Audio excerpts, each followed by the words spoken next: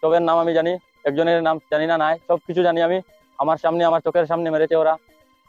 বাবু, ঘটনাটা হয়েছে আমার লগে তারা পুরানো দুশ্মনী আছে।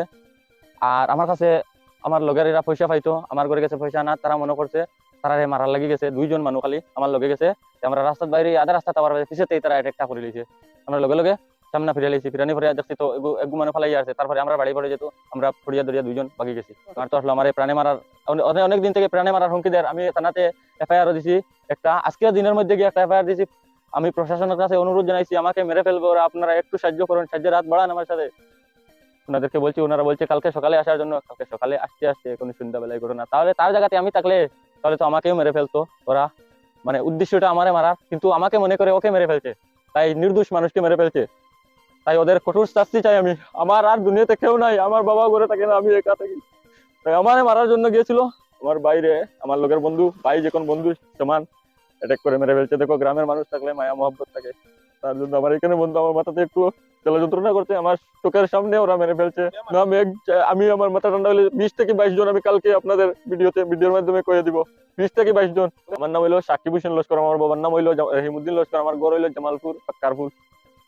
দিনও তারা একবার আক্রমণ করছে, তাও আমার সেদ মারা লাগে। আমি মোটরসাইকেল আসলাম, তাও আমার মা চিল্লাচিল্লি বুনিয়া মানুষ লোকজন, গ্রামের লোকজন আইছে। তারপরে আমার মা গিয়া জাপ দিয়া তার উপরে পড়ছে। আমার মা রাতে একটা সেদ লাগছে, 2টা আঙ্গুল কাটছে। আমার মা কোনো করে নাই, আমার বুনি বাইক গিয়ে ধরে যাওয়ার ওইটা মা। তারপরে আমি ঘরে যাবার না, আমার মুরুগটা দোকানি লাগে, আমার স্ত্রীও বাড়িতে নাই, তার বাপর বাড়ি চলে গেছে। তো আমি মুরুগটা দোকানি লাগে আমি করে গেছি। তার লগে আমার লগে ওই বন্ধু 2জনটা মারি আইছে, তারা পয়সা নেওয়ার গেছে, তার লগে আক্রমণটা করে লিয়েছে। আমি কেস দিয়া খালি 10 মিনিট পরে, কেস দিয়া 10 থেকে মোটামুটি ঘরে যাওয়ার পরে আমার আক্রমণ করছে।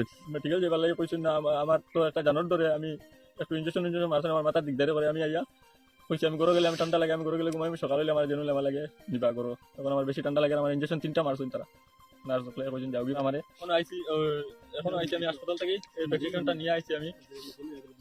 তার নার্সরা কইছে সকাল টাইমে তোমার মাথার অসুবিধা হলে তাহলে মেডিকেলে যেতে পারো চিকিৎসার জন্য।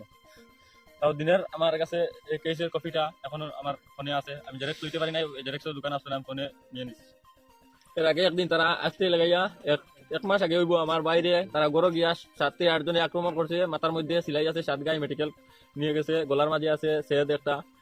আমার ঘরের মাধ্যমে আমারে মারা লাগিয়েছিল, আমার না ভাই আমার বাইরে তারা অত্যাচার করছে মারিয়াতে। তো এক মাস হইব আমার কাছে নকল কেসের নকল সবকিছু আছে। তারপরে আমি তারা সার দিয়ে কত করে কইলাম, অনেক লোক ধরছি আমি। আমার তো সকল কথা ছোট মানুষ আমার কথা সকলে শুনতো না। স্যারের হয়তো স্যার একদিন আছে ইনকোয়ারি করে গেছেন, জাস্ট আর কিছু না। আমার বাইরে সিলাই জায়গা সবকিছু জায়গা রয়েছে, তারা ইনকোয়ারি করিয়া তাই কেসটা চালান দিতে। তারা বিচার তানাত মানে না, আবার তারা গড় তানা বিচার হইতে কইছে। তারা গ্রামও তারা মানে হুমকি দিয়ে বিচারটা শেষ করতো। তাহলে আমি বিচার শেষ করতে হইলে তারা উল্টা 20,000 টাকা জরিমানা দিতে হইব। তারা কইছে এটা আমার ডাইরেক্ট আমার বিচারি মানুষের কাছে কইছে।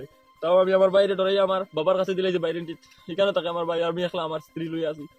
তারপরে আমি একলা রাতের যা থাকি না করে আমি আমার অনেক বন্ধু বান্ধবের বাড়িতে আমি রাত কাটাইলাই। তাও আজকে তারা আই আবার অ্যাটাক করছে আমার দিনের বেলা। আমার মার 2টা আঙ্গুল কাটিছে। আর রাতের বেলা আমার সঙ্গে একজন আমার ঘরে গিয়েছিল, আমার সঙ্গে বাইরে আইতেছে পয়সা নিয়া, এইটাকে হত্যা করে ফেললো আমার চোখের সামনে। ওদের কঠোর শাস্তি চাই।